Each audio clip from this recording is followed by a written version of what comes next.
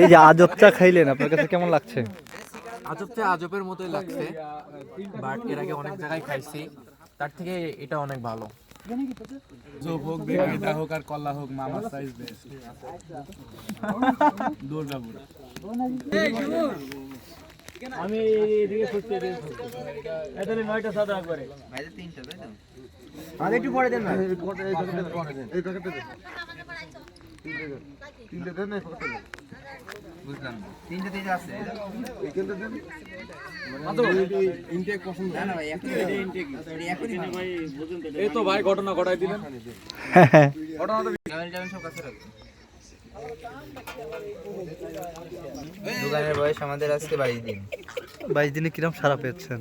না, ভালো রেসপন্স, ভালো পাইছি আমরা। এই যে বর্ডার অঞ্চলে এরকম একটি দোকান দিতে পারলেন, এই চলে কিরকম আসলে? আলহামদুলিল্লাহ অনেক ভালো চলে। আহ, আমাদের লোক আসে, মানে আমাদের জেলা থেকে বাইরের জেলা থেকেও লোক আসে আমাদের দোকানে।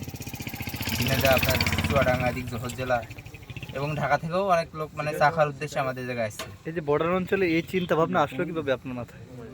মানে এটা আমাদের দুই ভাইয়ের উদ্যোগ।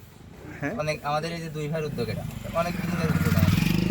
মানে অনেক দিন থেকে আপনার চিন্তা ভাবনা ভাবছি করতে? যে আমাদের যেহেতু মাঠটা অনেক সুন্দর, বর্ডার, এই অনুযায়ী আমরা দোকানটা দিচ্ছি।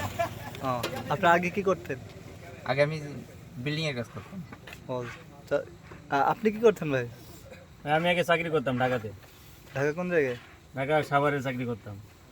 ও, পরে চাকরি বাদ দিয়ে আপনার এই আজব চার দোকান দিলেন? হ্যাঁ, চাকরি বাদ দিয়ে বলতে চাকরি দেখলাম যে নিজের অধীনে কিছু করার দরকার, পর অধীনে চাকরি করার থেকে নিজে কিছু করবো। সেই জন্য বাড়ি এসে দেখলাম যে আমাদের যে ভিউ, আসলে এই যে তারকাটার পাশে বসে চা খাওয়া, মাথায় আসলো যে তারকাটার পাশে বসে যদি চা খায় লোকে, তা একটা অন্যরকম ফিলিংস পাবে।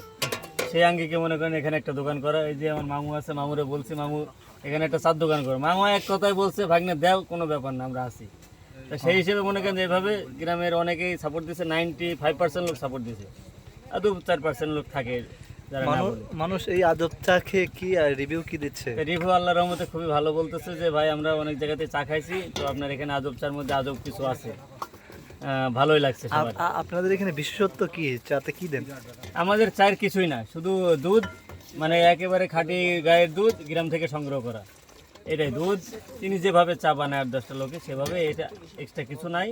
আর নিজের কিছু আছে সিগারেট, এভাবে নিজেদের মতো করে তৈরি করি, এই আর কি। এক কাপ চা কত টাকা নেন আপনারা? এক কাপ চা আমাদের 25 টাকা, আর সাথে আছে পোড়া রুটি 10 টাকা।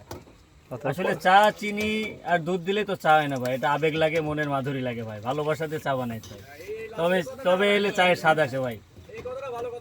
ভাই চায়ের স্বাদ আনতে হলে ভাই ভালোবাসাতে বানাইতে হবে, অবশ্যই স্বাদ আসবে। তাছাড়া যে কেউ তো চা বানাইতে পারে। ঠিক আছে।